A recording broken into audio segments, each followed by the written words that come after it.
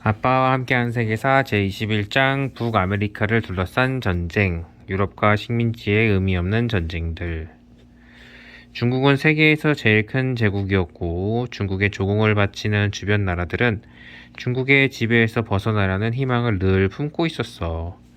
중국 군대는 몽골, 투르케스탄, 타이완을 비롯한 중국의 여러 속국들이 중국에게 대들지 못하게 하려고 늘 전쟁을 치러야 했단다.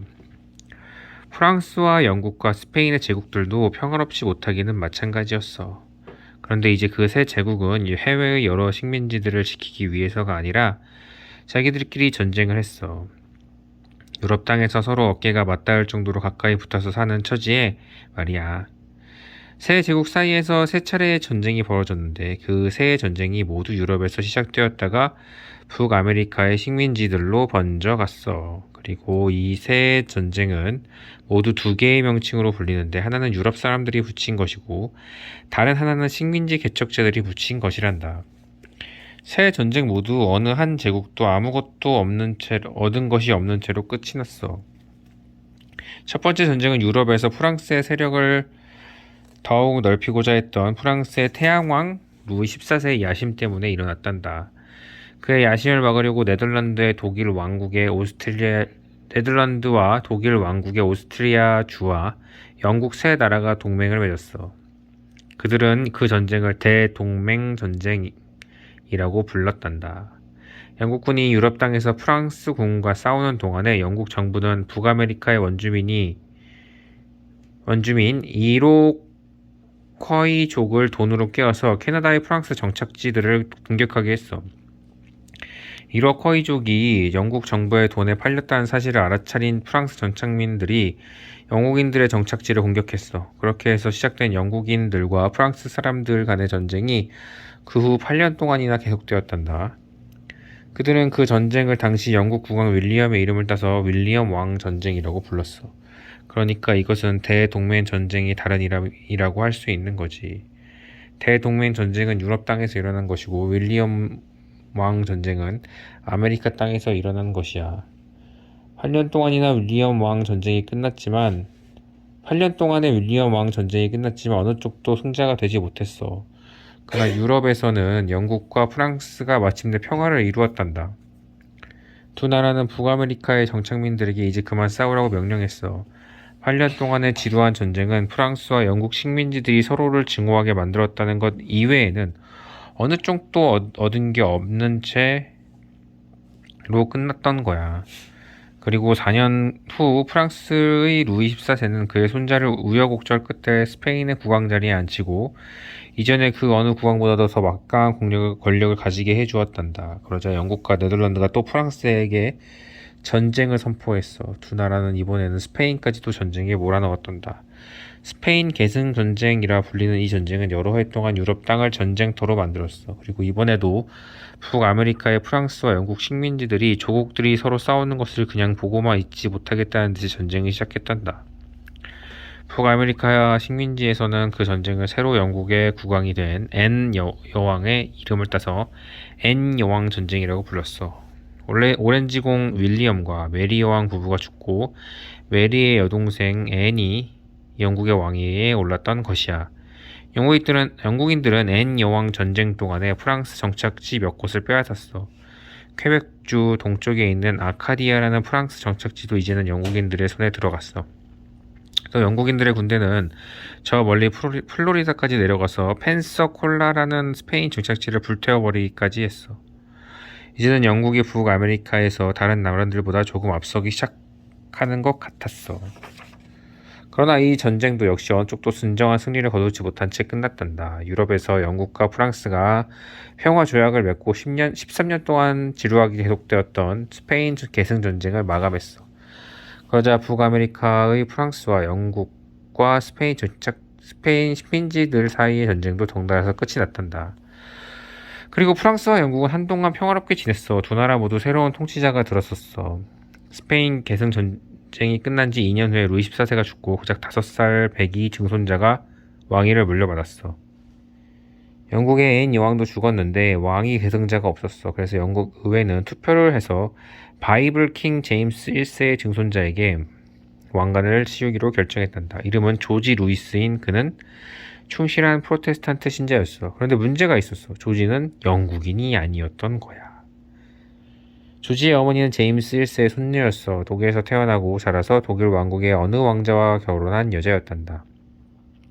독일의 하노버라는 곳에서 태어난 조지는 독일어를 배우며 자랐고 자기가 독일 사람이라고 믿었어. 그러나 영국 의회는 카톨릭 신자인 사람이 국왕이 되는 것을 너무도 두려워한 나머지 독일인을 그들의 국왕을 앉히겠다고 결정을 내렸던 것이었어. 그래서 조지가 영국에 와서 국왕이 되고 조지 1세라는 칭호를 얻게 되었던 거야. 그는 영어를 전혀 못했대. 영국 정부의 대신들은 또 독일어를 몰랐어. 그래서 국왕과 대신들은 프랑스어로 나란 일을 논의했다는구나. 영국과 프랑스는 조지 1세와 루이 15세의 재위 동안에는 평화를 유지했단다. 그런데 조지 1세가 무슨 발작을 일으켜서 갑자기 죽고 그의 아들이 왕위에 올라 조지 2세가 되었을 때 또다시 전쟁이 일어났단다. 이번에는 영국과 프랑스의 전쟁이 아니라 영국과 스페인의 전쟁이었어. 그런데 아주 웃기는 것은 이 전쟁이 어떤 사람의 귀 때문에 일어났다는 것이야. 스페인과 영국의 선장들은 사이가 좋았던 적이 이제까지 한 번도 없었어. 영국 배들이 늘 스페인과 남아메리카를 사이로 오가는 스페인 배들을 찍적거렸거든. 남아메리카에서 금을 싣고 돌아오는 배들을 공격해서 강도질할 기회를 노렸던 거야. 스페인 선장들은 영국 선장들이 모두 해적일 거라고 의심했대. 그래서 스페인 배들은 늘 남아메리카의 근해를 돌아다니면서 살피고 합법적으로 오가는 영국의 상선들까지도 불러세워서 수색을 하고 때로는 강도질까지 했어. 어느 흐린 가을날에 로버트 젠킨스라는 이름의 선장이 영국 의회의 회의장에 나타났어. 그의 손에는 항아리 한 개가 들려 있었어. 때마침 스페인 배들이 영국의 상선들을 괴롭히는 문제를 놓고 토의하고 있던 의원들은 젠킨스가 단상으로 뚜벅뚜벅 걸어오고 올라오는 것을 물끄러미 쳐다보았단다. 젠킨스는 길게 자란 반백의 머리를 뒤로 쓸어넘겼어. 그러자 그의 귀가 훤히 드러났는데 한쪽 귀에는 금 귀고리가 걸려 있었어. 그런데 다른 한쪽 귀는 보이지 않는 거야. 젠킨스가 항아리를 내려놓았어. 항아리에는 위스키가 채워져 있고 없어진 그의 한쪽 귀가 거기에 담겨 있었어. 잘 보셨습니까? 젠킨스가 말했어. 스페인 놈들이 내 배를 공격했어요. 그 도둑놈들이 내 배에 건너가서 나와 부하들을 묶었다고요. 우리더러 해적이라는 거였어요. 나는 말입니다. 어디까지나 법을 지키는 장사꾼일 뿐입니다. 그런데 그놈들이 내 배에서 수상한 것을 아무것도 찾지 못하자 대전이라는 놈이 제 귀를 잘랐어요. 그러고는 영국 국왕이 여기 있다면 그놈의 귀도 잘라버릴 거야 라고 고함을 질렀어요. 그놈들이 내 배에서 쓸만한 것들 모조리 빼앗아서 돌아갔어요. 노도 돛도 다 가지고 가버렸다고요. 법을 지키는 상인이 그런 말도 안 되는 봉변을 당했다는 이야기를 듣고 의원들이 노발대 말했어. 그들은 스페인에게 강력하게 항의했단다. 그러나 스페인 사람들은 자기들이 그런 짓을 한 적이 없다고 딱 잡아댔어. 젠킨스가 거짓말을 한 것이고 그자가 해적인 게 틀림없다고 우겼어. 그러나 영국 의원들은 고지 듣지 않았어. 그래서 영국과 스페인과의 전쟁이 선포됐어. 젠킨스의 귀 전쟁이라 불리는 이 전쟁은 뜻밖에도 큰 전쟁으로 걷잡을 수 없이 번져갔어. 전쟁이 일어난 후에 신성로마 황제 찰스 6세가 죽자 여러 계승자들이 서로 그 권좌에 앉으려고 앞을 다투었단다. 영국은 오스트리아의 계승자를 지지했는데 프랑스는 오스트리아의 위세가 더 커지는 것을 바라지 않았어. 그래서 프랑스가 영국과 싸우려고 스페인과 한편이 되었어. 오스트리아는 당연히 영국 쪽에 붙었고 프로이스는 프랑스와 한편이었어. 젠킨스의 귀 전쟁이 오스트리아의 계승 전쟁으로 확산되었던 것이야. 유럽 땅은 다시 한번 전쟁터가 되었어. 그리고 이번에도 그 전쟁은 저 멀리 바다 건너의 식민지들까지 번져갔단다. 조지아주의 영국인들이 남쪽으로 내려가서 플로리다주의 스페인 식민지를 공격했어. 또 북쪽에서는 프랑스와 영국 식민지들 사이에 대판 전쟁이 벌어졌어. 그리고 이번에도 식민지 개척자들은 그 전쟁에 그들 나름대로 명칭을 붙였단다. 그들이 영국 국왕의 이름을 따서 조지 왕 전쟁이라고 부른 그 전쟁은 4년이나 이어졌단다. 이윽고 영국과 프랑스와 스페인의 평화조약을 맺자 북아메리카의 식민지들 간의 전쟁도 끝이 났어. 무의미한 세 번째 전쟁이 끝난 것이었지. 윌리엄 왕 전쟁, 앤 여왕 전쟁, 조지 왕 전쟁. 세 차례의 전쟁은 수많은 식민지 개척자들과 아메리카의 원주민들의 목숨을 앗아갔어. 그러나 달라진 것은 아무것도 없었어. 식민지에서 유럽으로 번진 7년 전쟁. 의미 없는 세 차례의 전쟁 이후에도 프랑스와 영국과 스페인은 북아메리카의 땅을 차지하기 위해 싸움을 계속했어. 프랑스는 북쪽 캐나다와 저 멀리 남쪽 현재 미국 루이지애나 주 일대의 식민지들을 가지고 있었어. 영국은 동부 해안지대를 거의 차지하고 있었고, 한편 스페인은 플로리다주의 여러 식민지들 외에 뉴멕시코주의 산타페에도 식민지를 가지고 있었단다. 그러나 유럽 사람들이 보기에는 광활한 북아메리카 대륙의 거의 대부분 아직도 임자 없는 땅으로 남아 있었어. 과연 어느 나라가 경쟁자들을 물리치고 대륙을 몽땅 차지할까? 그 문제가 해결되기 위해서는 또 한 차례 전쟁이 일어날 수밖에 없도록 되어 있었어. 그런데 그 전쟁은 이번에는 북아메리카에서 시작되어서 전 세계로 번져 나갔단다. 조지왕 전쟁이 끝난 지 5년 후에 버지니아의 영국 식민지 총독은 순찰대로부터 깜짝 놀랄 만한 보고를 받았어. 프랑스 사람들이 오하이오 강 계곡으로 들어가는 길을 닫고 있다는 것이었어. 버지니아 총독 로버트 디뉘디는 땅이 기름지고 숲이 우거진 오하이오 강 계곡을 영국도 몹시 원한다는 것을 잘 알고 있었단다. 만약 프랑스가 먼저 그 계곡을 차지하고는 자기네들 땅이라고 주장한다면 어찌 될 것인가. 그러면 영국은 다시는 그 근처에 얼씬거려 볼 기회조차도 오지 않을 것이다. 그래서 디니디 총독은 고지 2세에게 급히 전가를 보내서 이들 대체 어찌해야 합니까? 하고 물었어. 조지 2세는 총독에게 회신을 보냈지. 그자들에게 사람을 보내서 당장 거기서 손을 떼라고 전하라. 말을 듣지 않으면 내가 가서 쫓아내라. 그리고 다시는 그자들을 기웃거리지 못하도록 요새를 지어서 지켜라. 국왕의 회신을 받은 디니디 총독은 한숨이 절로 나왔단다. 명령 되지도 않는 병사들을 데리고 와서 어떻게 그 많은 프랑스 사람과 싸울 것인가. 또 오하이오 계곡까지는 수백 킬로나 되고 멀고도 위험한 길인데 누가 감히 프랑스 사람들에게 편지를 전하겠다고 나서줄 것인가. 그런데 그 임무를 스스로 하겠다고 나선 사람이 있었어. 고작 21살 새파랗게 젊은 조지 워싱턴이라는 청년이었어. 그는 영국에서 건너와 버지니아에 정착해서 담배 농사를 짓던 어느 농부의 아들로 태어났어. 그는 최근까지 토지를 측량해서 지도를 그리는 측량기사로 일했었어. 그런데 워싱턴 측량기사로 살기보다는 군인이 되고 싶다는 포부를 가지고 있었던가 봐. 그가 오하이오 강 계곡에서 편지를 전하러 가는 임무를 자기에게 맡겨달라고 디니디 총독에게 간청했다는구나. 할로윈 데이에 총독이 허락했어. 워싱턴은 당장 길 안내인과 통역자를 한 명 구해가지고 허락이 떨어진 그날 즉시 출발했단다. 그들이 말을 타고 험한 산길을 헤치며 오하이오 강 계곡을 올라가서 프랑스군의 본부에 도착하기까지는 3주일이나 걸렸단다.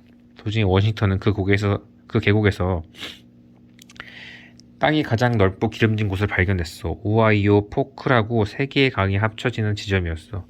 그는 장차 그곳에 요새를 지으면 제국 전체를 장악하기에 딱 알맞겠다고 마음속에 점 찍어두었어. 이윽고국은 계곡의 북쪽에 있는 프랑스군의 본부에 도착했어. 총독이 편지를 읽은 프랑스 사령관은 그저 웃기만 하고 먼 길을 온 젊은이를 빈손으로 돌려보냈대.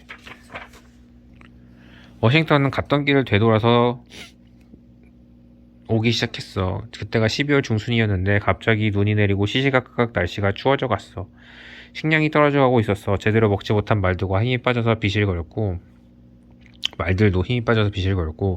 그들은 말을 버리지 않을 수 없었단다. 워싱턴과 안내인이 몹시 지친 채로 눈밭을 걷고 있는데 프랑스 편인 원주민 부족 사람들이 나타나서 총을 쏘았어. 워싱턴은 그들을 살려서 돌려보낸 걸 프랑스 사령관이 그새 후회하고 암살자들을 보낸 게 아닌가 싶어서 더럽 겁이 났어. 그들은 허둥지둥 엘러게니 강가로 달려갔어. 그 강을 건너기만 하면 안전할 텐데. 그러나 강에는 거대한 얼음덩어리가 가득 떠가고 있었어. 그들은 급히 뗏목을 만들어서 강에 띄웠어. 그러나 거대한 얼음덩어리가 뗏목을 들이받았어. 뗏목이 뒤집혀지고 워싱턴은 물에 빠졌어. 그는 간신히 뗏목 끄트머리를 잡고 기어 올랐어. 안내인은 뗏목을 붙잡기만 한 채 기어 오르지 못하고 있었어. 그들은 강 한가운데의 작은 섬에 뗏목을 대었어. 갈수록 기온이 뚝뚝 떨어지고 그들의 옷도 얼음장이 되었어. 아침이 되자 강이 완전히 얼어붙어 있었어. 그들은 얼음 위를 걸어서 강을 건너 이윽고 영국 상인들이 사는 작은 마을에 도착했어. 워싱턴과 안내인은 거기서 몸을 녹이고 배를 채운 뒤 좋은 말을 빌렸다고 무사히 버지니아로 돌아왔단다. 디니디 총독의 관저가 있는 윌리엄즈버그에 도착한 워싱턴은 그동안의 일을 총독에게 전했어. 디니디는 영국으로 편지를 보내 병사를 더 보내달라고 요청했어. 또 그는 40명의 사람들을 선발해서 워싱턴의 마음속에 점 찍어 두었던 세 개의 강이 합쳐지는 그곳으로 보내서 요새를 짓게 했어. 그는 워싱턴을 장교로 임명하고 작은 부대를 이끌고 와서 그 요새를 지키게 했어. 그러나 그곳에 프랑스 군대는 이미 너무 강력해져 있었단다. 프랑스 군대는 요새를 공격해서 워싱턴의 작은 부대를 아주 싱겁게 물리쳤어. 그들은 항복한 워싱턴을 살려서 돌려보냈어.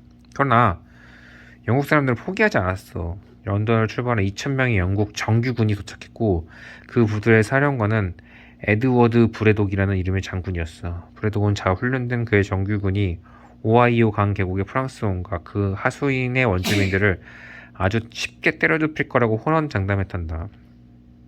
그는 워싱턴을 부관으로 임명하고 지난번의 패배를 서력하게 해주겠다고 큰 소리쳤다는구나. 그러나 브레독은 북아메리카의 산림과 산악에서의 전투에 대해 아는 거에 거의 없었어. 그의 군대가 길게 한 줄로 대열을 이루어서 오하이오 강 계곡을 진군했어. 북을 치고 군대의 깃발을 휘날리고 길을 가로막는 바위가 나타난 포각을 설치해서 터뜨렸어. 프랑스 군대는 오하이오 포크로부터 위쪽에 16km 떨어진 곳에 숲속에 숨어서 브레독 군대를 기다리고 있었어. 이윽고 전투가 벌어졌어. 영국국의 군복은 밝은 빨간색이었어. 그래서 울창한 숲속에서 병사들이 쉽게 적의 표적이 될 수밖에 없었단다. 공격을 당한 영국군 병사들이 흩어져서 나무 뒤에 숨어서 반격을 했지. 그러자 브레독은 병사들에게 다시 대열을 갖추려고 명령했어. 그는 대열이 흩어지면 그 싸움을 이길 수 없다는 생각에서 한치도 벗어나지 못했던 거야. 어떻게 되겠어? 영국군 절반가량이 쓰러지고 나머지는 겁에 질려서 뿔뿔이 달아났어.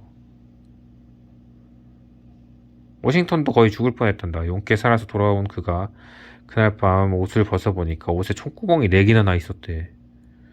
하여간 이 전투를 계기로 또 한 번의 전쟁인 프렌치 인디언 전쟁이라고 불리는 전쟁이 시작되었어.